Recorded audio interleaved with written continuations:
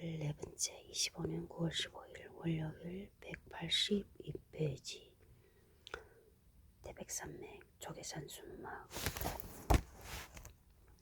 등단 50주년 개정판 조정래 대하소설 태백산맥 1 제1부 하늘의 모닥불 해냄 조정래 1943년 전라남도 승수군 서남사에서 태어나 광주서 중학교, 서울보성고등학교를 거쳐 동국대학교 국어국문학과를 졸업했다. 1970년 현대문학으로 등단한 후 왜곡된 민족사에서 개인이 처한 한계에 이르기까지 다양한 영역을 아우르며 소설을 집필했다.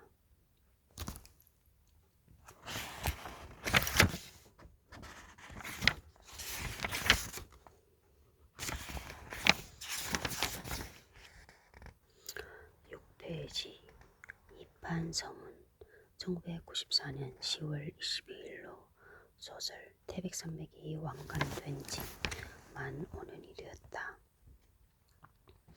그 세월 동안 나는 새 소설 아리랑 쓰기에 몰두하고자 했다. 그러나 태백산맥에 얽힌 여러가지 좋은 일, 굳은 일들로 꽤나 시간을 낭비한 안타까움을 지금까지도 씻지 못하고 있다. 사람이 살면서 좋은 일만 있을 수는 없겠지만 굳은 일들이 남기는 상처는 시간 낭비와 함께 정신적, 육체적인 손상까지 입힌다.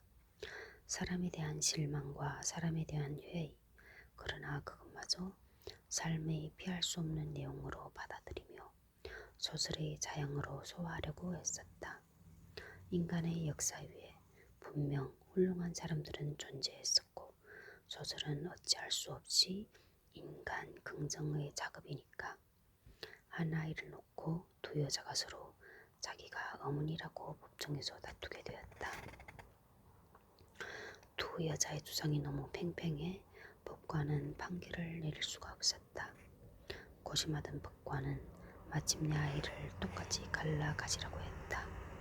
똑같이 갈라가시라니 그러려면 아이를 희생시키는 수밖에 없는 일이었다. 그때 한 여자가 울먹이면서 아이를 상대방 여자에게 넘겨주었다. 아이의 목숨을 소중히 여긴 것이었다. 진짜 어머니인 생모는 바로 그 여자였던 것이다. 1년 반 동안 책 발간이 중단된 불상사 앞에서 2년을 더 연장시킬 것인가 어쩔까를 놓고 나는 고심해야 했다. 결국 나는 그 생모와 똑같은 결심을 하지 않을 수 없었다. 태백산맥은 내가 낳은 또 하나의 자식이 돼 그 나름의 독립된 생명체였던 것이다. 그래서 태백산맥은 다시 생명을 이어 독자들을 만날 수 있게 되었다. 최근 4, 5년 동안에 터무니없이 범람하고 남용되는 단어가 문화와 철학이다. 그 두 단어는 아무 말에나부터 복합 명사를 이루면서 허위성을 그럴듯하게 포장하고 모호성을 가중시켜 혼란을 일으키게 한다.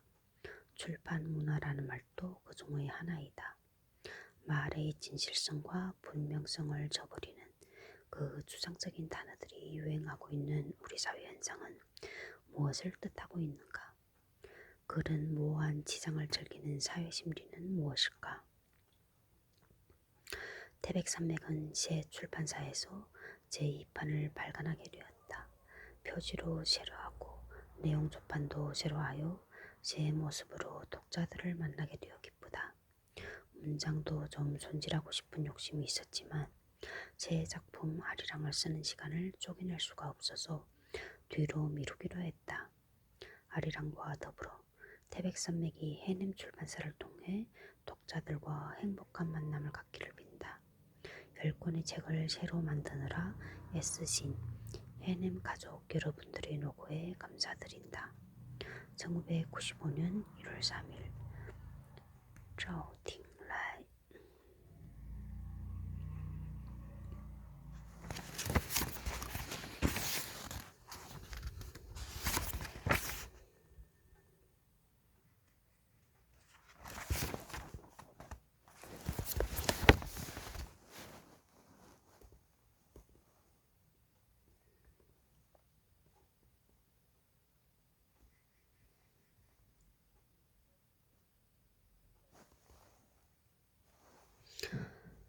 조성래의 태백산맥은 분단이라는 주제와 관련하여 우리들 앞에서 떠오르는 두 개의 세계, 즉 한의 세계와 이데올로기의 세계를 뛰어난 솜씨로 결합시키면서 그것을 통하여 뜨거운 감동의 공간을 창조해내고 있다. 그 공간은 우리 시대가 이룩할 수 있는 소설적 정체성의 가장 높은 자리에 도달한 것이며, 그런 점에서 80년대 문학의 한 장관을 보여주고 있다 해도 지나치지 않다. 이동하 문학평론가, 서울시립대 교수.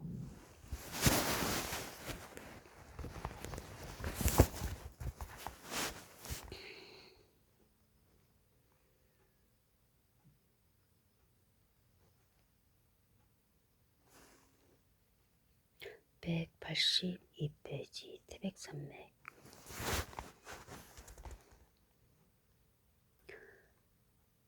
몇 차례 더 매를 들었지만 그럴수록 나빠지기만 했다.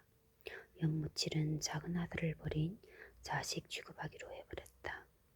그렇게 되자 큰아들에게 마음이 더욱 설레갔다. 사범학교를 나와 떡하니 수학교 선생님이 되면 상상만으로도 가슴이 벌떡거려 영무칠은 숨을 쉬기가 거북할 지경이었다.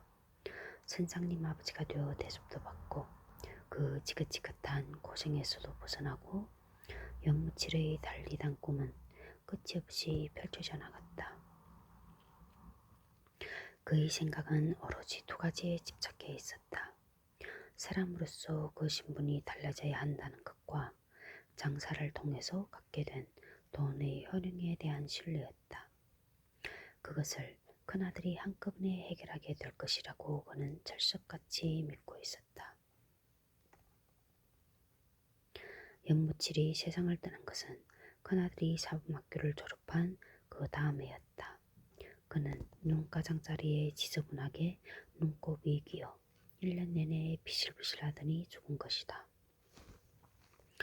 사람들은 두 아들놈이 불쌍한 염소방을 잡아먹은 것이라고 입을 모았다.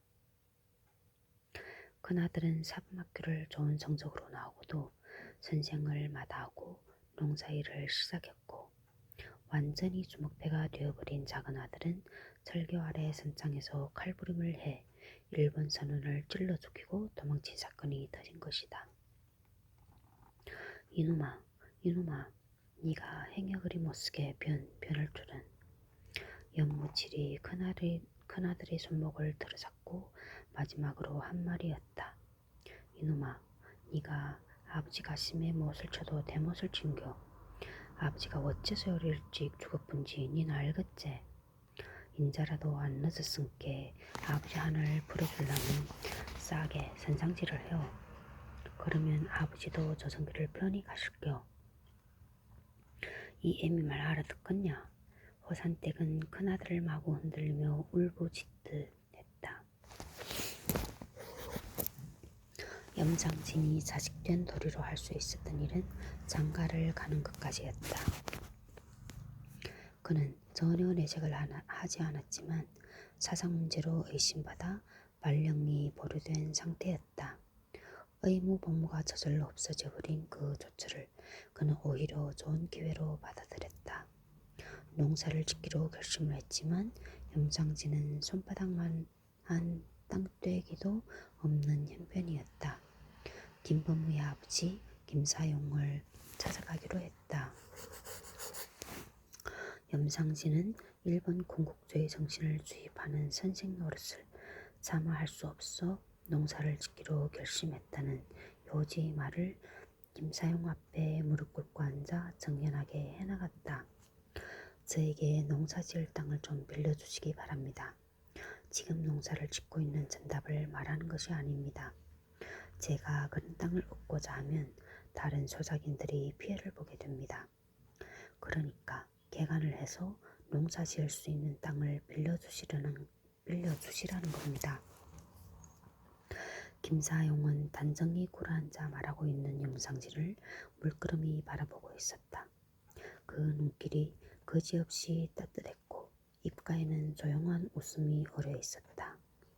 그래, 자네가 교직을 갖지 않겠다는 그 뜻은 참으로 기상하네만 내가 듣기로는 자네 춘부장 어른께서 자네가 선생이 될 날을 고대하심소 많은 고생을 하신 걸로 아는데 김사용은 염상진의 압시를 최대 존칭으로 부르고 있었다.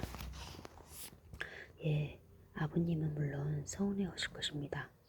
그러나 그건 어디까지나 개인의 입장이고 제가 선생이 되어 일본 정신을 가르치는 것은 친일이고 매국이 됩니다.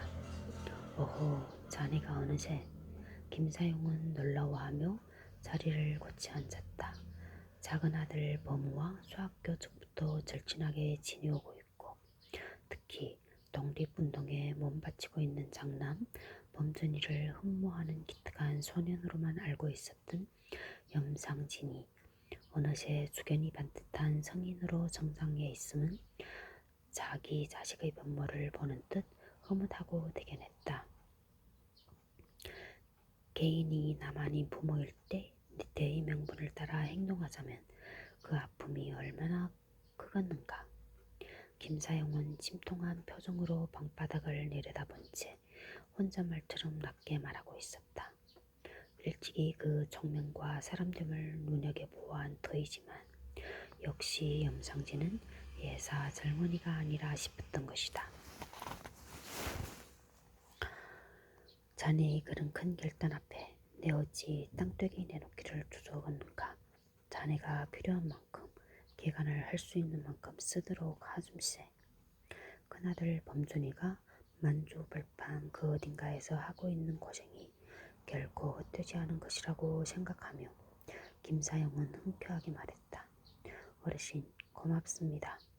염상진은 깊이 고개를 숙였다. 왜래 내가 고마우네. 농담으로 묻는 말인디. 그래 땅을 빌렸으면 사용료는 얼마를 어떤 방법으로 낼 심산인가. 김사용이 어디 보자 하는 애정이 넘친 표정으로 염상진을 쓰다듬듯 바라보고 있었다. 제가 어르신의 소작인이 되기는 싫습니다. 그러니 사용료 같은 것은 없이 일정 기간 동안 빌려 쓴 다음 반환하기로 하겠습니다. 반환받으실 때는 박토가 옥토로변에 있을 것입니다. 염상진은 전혀 농담하는 기색이 없이 진지한 얼굴로 말했다. 허허허, 박토가 옥토로변했다. 내가 남는 장사를 하기에 생겼구만. 그래, 그 생각은 미리 한 것인가? 내 말을 듣고 당장 생각한 것인가? 땅을 빌리러 오면서 그냥 와서야 되겠습니까? 자네는 역시 앞뒤가 절저한 사람이네 그려. 그 조건에 내 동의함세. 김사용은 눈가에 잔주름을 잔뜩 잡으며 환하게 웃었다. 가세, 내 땅을 보여줌세. 김사용이 장족을 옆으로 치우며 일어설 자세를 취했다. 아니 어르신 어쩌시려고. 염상진은 당황한 나머지 두 팔을 벌려 제지하는 몸짓을 지었다. 그러나 그런 식의 몸짓이 어른 앞에서 취할 바가 못됨을 순간적으로 깨닫고는 재빨리 발을 수습해 들였다. 어찌하긴 말이 난 김에 쓸만한 땅을 골라보자는 게지. 자네 마음 한시가 급할 것인디 서둘러야지. 김사용은 무릎을 짚고 더디게 일어섰다. 염상진은 다급하게 따라 일어서며 어떤 뜨거운 기운이 빗줄기 내리듯 가슴 전체를 덮여오는 걸 느꼈다. 어르신 지체하지 않으시고 땅 장만해 주신 것만도. 어르신 어찌 어르신께서 선수 그런까지 하시려고. 염상진은 출렁거리는 감정을 다스리지 못한 채 말까지 더듬거렸다. 암시랑 않네 어여 앞서게. 김사용은 대견해하는 따스한 눈길을 염상진에게 보내며 두루마기의 긴 고름을 유연한 손놀림으로 메고 있었다. 어르신, 머슴한테 일러보내도 될 일입니다. 어르신께서 직접 걸음하시면 제 사람 노릇이. 염상진은 참으로 몸둘 바를 모를 지경이었다. 황송하고 송구스럽고 자신이 김사용을 어르신이라 호칭하는 것은 봉건적 지체의 높낮음을 지켜서가 결코 아니었다.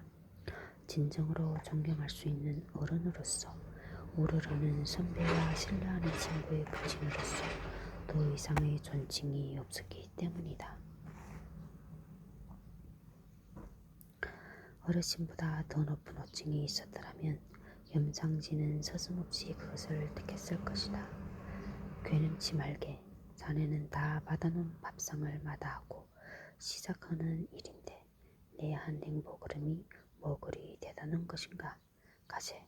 원족 삼아 자네하고 함께 걷는 맛도 별미일 것이니. 김사용 어른이 자신에게 쏟고 있는 애정이 얼마나 짙은 것인지를 염상진은 여실하게 느꼈다. 그분이 손수그름을 하려는 것은 자신이 앞으로 하려는 일에 대한 격려의 뜻임을 염상진은 너무나 잘 알았다.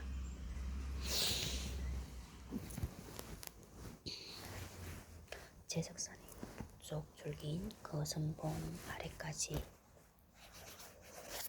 신비가 넘는 길을 김사용 어른은 묵묵히 걸었다.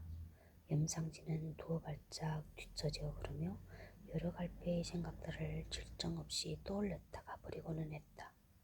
그 생각들 중에서 끝까지 남아있는 것은 김범준의 모습이었다. 털모사에 털외투를 입고 매서운 눈초리로 이쪽을 쏘아보고 있던 사람. 그 눈초리뿐만이 아니라 굳게 다물린 입이 주는 위압감. 처음이고 마지막으로 본 사진 속의 김범준은 염상진의 의식 속에서 항시 숨쉬며 살아있었다. 염상진이 수학교 졸업하게 된 한겨울이었다. 밤사이의 읍내는 추위보다 더한 살기로 뒤덮였다. 순사들이 눈을 힘덕이고 숨을 몰아쉬며 동네마다 들쑤시고 다니는 소란이 벌어졌다. 독립운동을 하는 김범준이 또 한 사람과 함께 나타났었다는 쉬쉬하는 소문이 이미 자욱하게 퍼져 있었다. 김사용이 경찰서로 붙들려갔고 김씨문종 사람들이 떼시어 경찰서로 몰려갔다. 이틀이 지나고 사흘이 지나고 김범준의 흔적은 그 어디에도 없었다. 그러는 동안 김씨문종 사람들은 김사용의 몸에 손만 대면 끝장을 보고 말겠다며 경찰서를 에워싸고 서서히 시펄했다. 염상진은 작은 가슴을 두근거리며 경찰서 주변을 맴돌기도 했고 창백하게 붉기 죽은 보물을 찾아가기도 했다. 우리 범준이 성님은 지리산 호랭이 맨치로 날래고 싸나웃게 벌새 지리산 천왕봉 넘고 금강산 진해 백두산 걸은 뱃을 끄이다. 날째 된 날 다소 화색이 돌아온 범우가 힘을 꽁꽁 쓰며 한 말이었다. 그런데 그 말과는 달리 먼 하늘 끝을 보고 있는 범우의 눈에는 눈물이 그렁겨 있었다. 그 눈물을 보자 상진이도 그만 목이 미었다. 그럴겨 필경 그럴겨 너그 성님은 벌새 백두산도 넘어 만주거정 갔을겨 하면 독립군인디. 상진이는 그분의 무사를 간절히 비는 마음으로 목맴을 삼켜가며 힘주며 말했다. 근디 니는 너그 성님을 만나봤냐? 상진이는 여태껏 감추어왔던 말을 속삭이듯 낮게 물었다. 아니요. 아치게 일어나 본께 엄마가 운티가 나고. 범우는 목이 메는지 고구를 떨구고 말았다. 나도 싹이 커서 너그 성님 같은 사람이 되어야 쓰겠다. 상진은 이 말을 가슴속에다 묻고 말았다.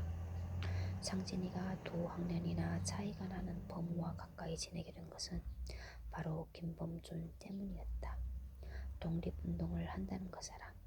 그건 꼭 전설 같은 이야기였다.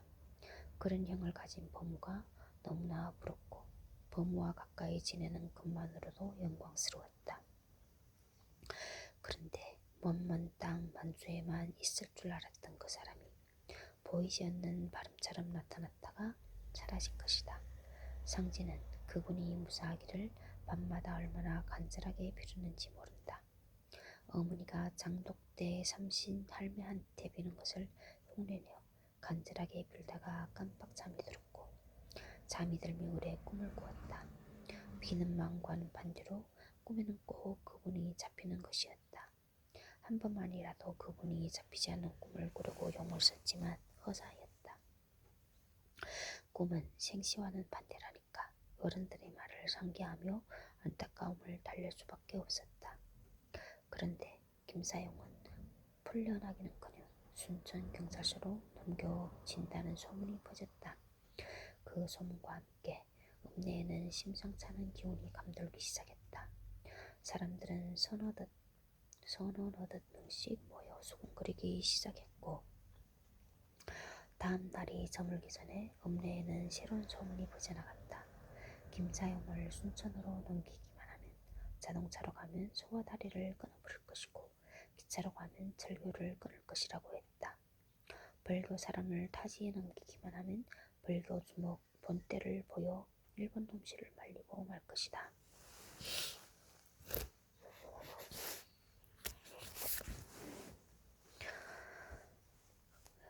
그나마 서로 다치지 않고 살려면 김사용을 곧게 내놓아야 할 것이라고 했다. 이틀 후에 선 5일장에서 그 소문은 입증되었다. 음력설 및 대목장이었음에도 불구하고 장터는 아침부터 파장골이 되고 말았다. 순천에서 넘어오는 진트제, 보성에서 넘어오는 석그리제, 고흥에서 넘어오는 대목골배를 막아 장사꾼들의 발을 묶은 데다가 어민들이 발길을 끊었던 것이다. 쓸렁한 장터에 감돌고 있는 냉기는 냉기가 아니라 벌교 사람들이 내보이는 무언의 살기였다. 그건 김씨 문종 사람들의 은밀한 움직임이 작용한 탓도 있었지만 그에 앞서 객가를 끼고 있는 벌교 사람들 특유의 독계의 표현이라고 해야 옳았다. 김사용은 이틀을 더 경찰서에 묶여 있다가 결국 풀려났다. 염상진은 아슴하게 뻗어나간 방죽끝을 향하여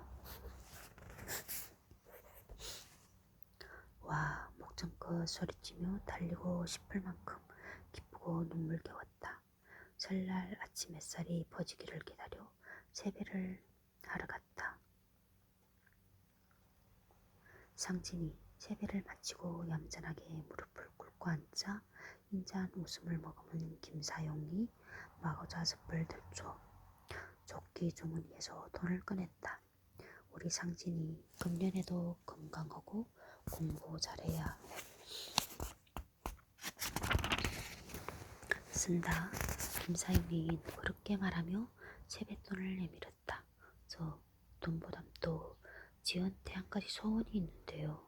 상진은 발갑게 달아오르는 얼굴을 들지도 못한 채 주눅든 것 같은 음성으로 말했다.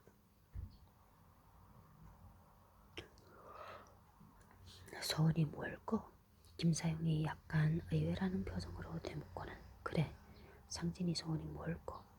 새 소원인데 내 힘으로 할 수 있는 것이면 들어줄 것이니 어여 말을 해보거라.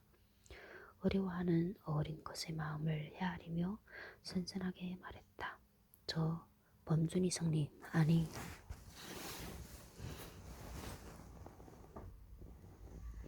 김사용이 너그럽게 말하며 세뱃돈을 내밀었다.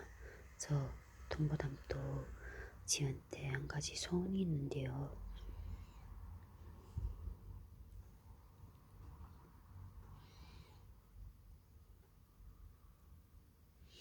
상진은 발갛게 달아오른 얼굴을 들지도 못한 채 주눅든 것 같은 음성으로 말했다. 소원이 뭘꼬? 김사용이 약간 의외라는 표정으로 되묻고는 그래, 상진이 소원이 뭘꼬? 새 소원인데 내 힘으로 할 수 있는 것이면 들어줄 것이니 어여 말을 해보거라. 어려워하는 어린 것의 마음을 헤아리며 선선하게 말했다. 저 범준이 성님, 아니 상진이는 소스라치며 손바닥으로 입을 막았다. 아무리 친구 범의 형님이지만 자기도 범준이 성님이라 불러서는 안 될 것 같은 두려운 깨달음이 일어났던 것이다. 김사용은 직감적으로 어린 것의 그런 감정 변화를 눈치챘다. 참 기특한 아이라고 생각하며 암시랑 않다. 니는 범우 친구니께 니한테도 성님이다. 그래, 범준이 성님이. 김사용은 말문을 틔워주듯 다음 말을 재촉했다. 사진으로라도 얼굴을 또 한번 보고 잡은 것이 소원인데요. 의외의 말이었다.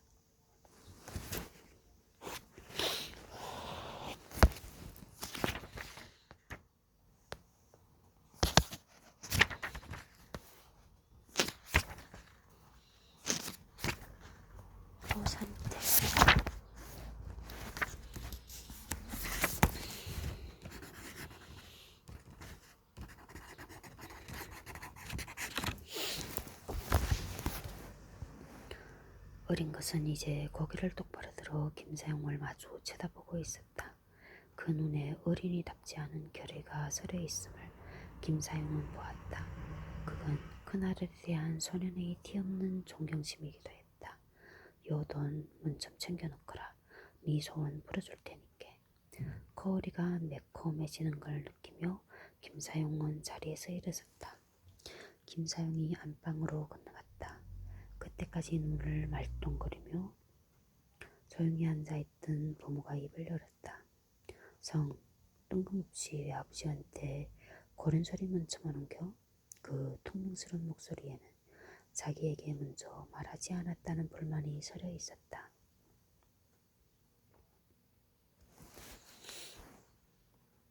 네 힘으로 결정할 일이 아닌께로 상진이는 당연하다는 투로 대꾸했다.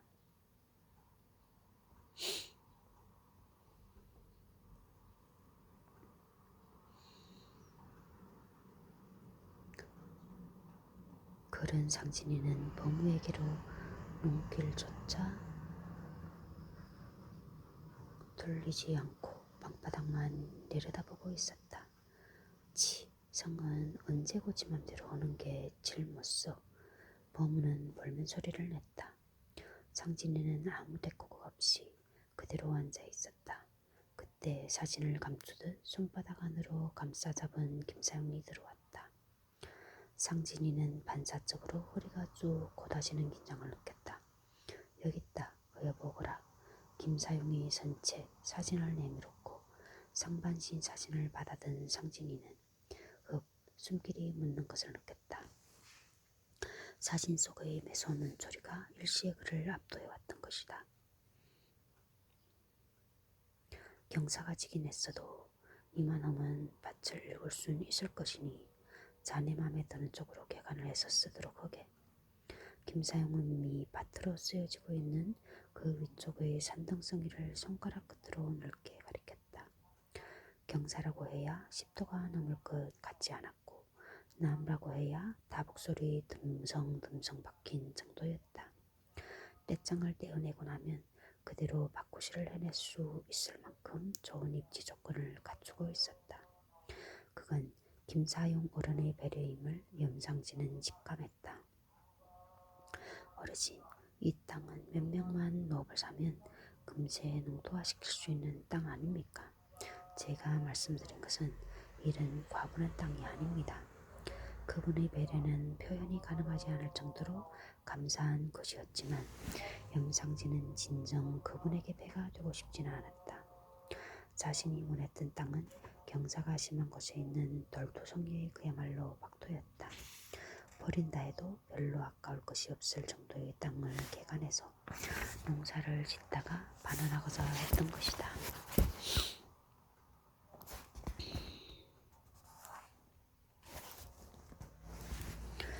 그렇지 않고서야 어떻게 그런 일방적 제의를 할 수 있었을 것인가. 과분한 땅이라고? 이 사람아, 요 정도가 내가 지닌 땅 중에서 제일로 나쁜 것이네. 눈 밝은 우리 선대의 유산이니 어른 어긋는가. 맘 쓰지 말고 밭 일구도록 하게. 허허허. 염상진은 섬뜩함을 느꼈다. 김사용 어른은 거짓말을 하고 있었다. 그분이 가진 땅 중에서 이분이 제일 나쁜 것일 리가 없었다. 그분의 웃음소리가 묘한 바람으로 변해 자신의 가슴을 휩싸는 것을 염상진은 느꼈다. 그 웃음이 그렇게 자조적이고 허탈할 수가 없었다. 눈 밝은 우리 선대의 유산이니 어른 허겄는가 하는 말과 웃음소리가 미묘하게 엉키고 있었다. 염상진은 문득 현재 이분이 소유한 재산이 얼마나 될까 하는 회의스러움을 떠올렸다. 전체 재산은 알 수 없지만 고업들의 상답이 그동안 수차에 걸쳐 최씨에게 바라넘겨졌던 것이다. 그때마다 읍내에는 조심스런 소문이 나돌았다.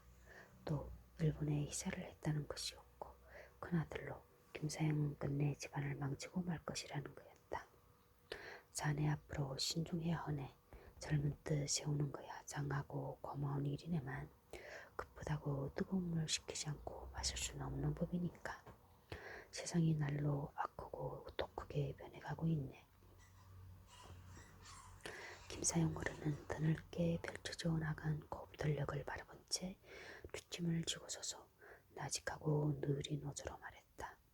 자신의 마음을 바둑반 들여다보듯 환히 알고 있는 그분의 말에 염상진은 결코 놀라지 않았다. 자신이 땅을 요구했을 때 이미 그분은 그 의도를 충분히 간파했을 거였다. 그분의 뒷모습에서 천근 무기를 느꼈다. 명심하겠습니다. 염상진은 겨우 이 말만을 했을 뿐이다. 통학차가 도착할 전에 무렵에 염상진은 역으로 나갔다.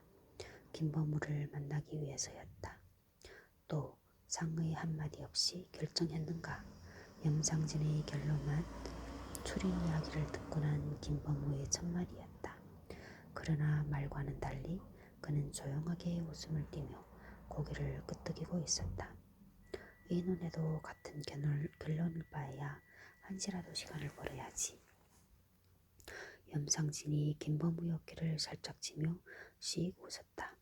언제라고 형 말 틀린 데 있나? 어쨌거나 형의 그 추진력에는 기가 질려. 신속하고 끈질기고 뭐 당해낼 도리가 있어야 말이지. 행동이 따르지 않는 사고는 허황한 공상에 지나지 않아. 공상처럼 무용지물도 없지. 특히 현재 우리들이 처한 상황에서는 형의 논리는 맞지. 허나 앞으로 몸조심해야 할 거네. 벌써부터 순사들이 눈독을 들이고 있으니까. 각오하고 있어. 드디어 막은 올랐으니까.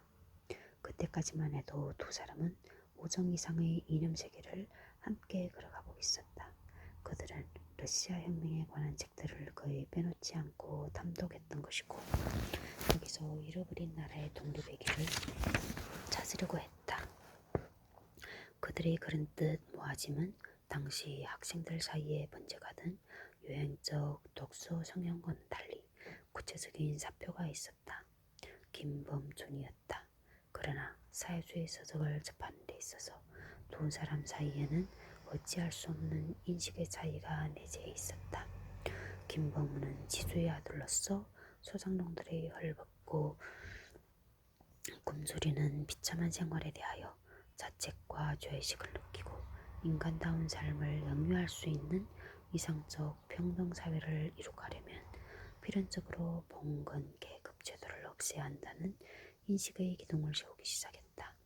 그러나 염상진에게는 그런 자책과 죄의식의 과정은 아예 생략되었고 이상세계의 빠른 실현을 위해 지주계급이나 경제적 지배세력을 타도할 수 있는 무산자들의 힘의 조직화를 필요로 하고 있었다. 김범우가 인간 생존의 양심을 밝히는 불씨를 얻었다고 한다면 염상진은 인간 생존의 방법을 뒤바꾸는 무기를 얻었다고 해야 할 것이다. 염상진이 그들 책을 통해서 받은 충격은 말로는 도저히 형용할 수 없는 것이었다. 그것은 새로운 생명의 탄생이었고 새로운 빛의 출현이었고 새로운 길의 열림이었다. 가난으로 기죽어 식어있는 피를 뜨겁게 끓게 했고 피천으로 주눅들어 움츠러든 근육을 팽팽하게 긴장시켰다. 가난도 피천도 함께 면해보자고 사범학교를 선택한 것이 얼마나 어줍잖고 가사로운 일이었는지를 깨달았다. 마르크스의 이상사회 건설을 위해 볼셰비키 혁명을 실천함에 있어서 끝까지 수학교 선생 자리는 헌 집신짝 버리기나 마찬가지였다. 염상진이 김범우를 동질 수 없다고 판단 내린 것은 범우가 합병해서 돌아온 다음부터였다. 김범우도 똑같은 시기에 염상진의 긍결적 좌경을 체념해 버렸다. 염상진은 한때 김범우를 완전한적으로 속단할 뻔했다. 김범우가 교직에 몸담으면서 좌익 학생 조직을 와해시키는 행동을 시작해서였다. 그것은 자신의 생명을 태워 올리고 있는 불길에 찬물을 끼얹는 결정적 행위였다.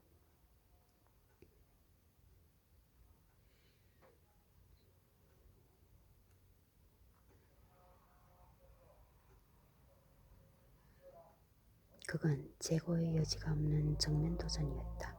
사회주의 혁명의 깃발 아래 감상적인 옛 우정이란 한가한 두엄더미 옆에 구르는 똥덩어리 같은 것이었다. 염상진이 김범우를 혁명의 적으로 단정하려 할 즈음에 김범우의 실체가 드러났다.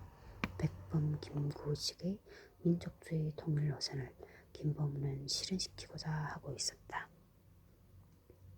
그래서 김범우는 경찰 쏘고 군청 청이고 드나들며 좌익계 학생들을 석방시키기에 바쁘고 한편으로는 좌익 학생들을 설득시키느라고 진땀을 빼는 것이었다.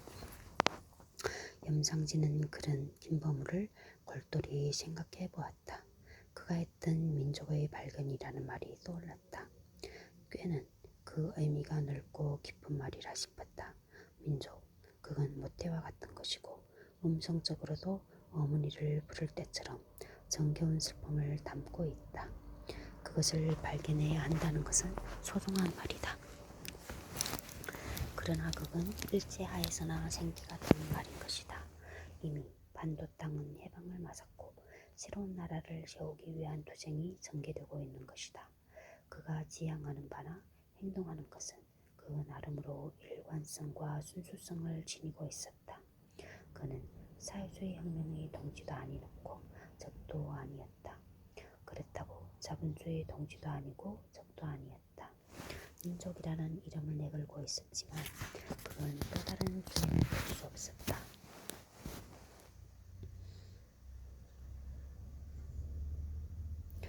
이상적으로는 그럴듯해 보일지 모르나 현실적으로 대치해 있는 양대 세력 사이에서 제3의 세력이 될 수 있는 힘의 조직화가 없었다.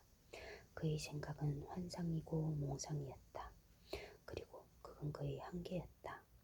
그의 피 속에 용해되어 있는 부르주아 근성은 환상가는 만들어낼 수 있어도 혁명가는 만들어낼 수가 없는 것이었다. 이런 결론에 도달한 염상진은 김범우를 마음속에서 지워버렸다.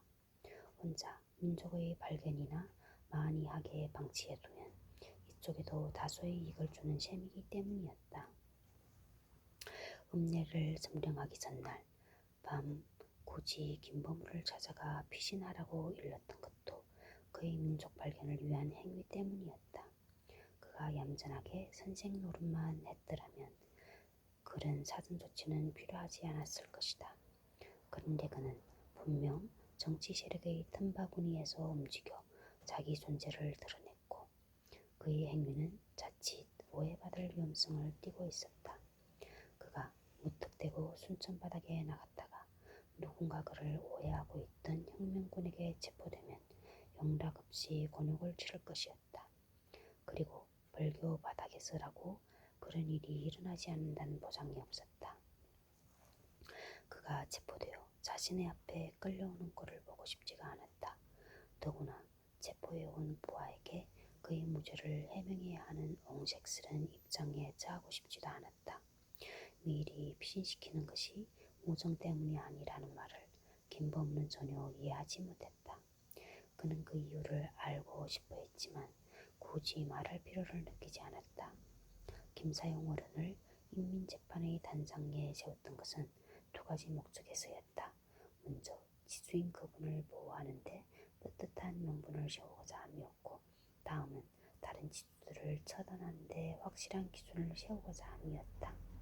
그런데 단장에 세워진 김사용 어른은 예상했던 것보다 훨씬 충격을 받은 것 같았다.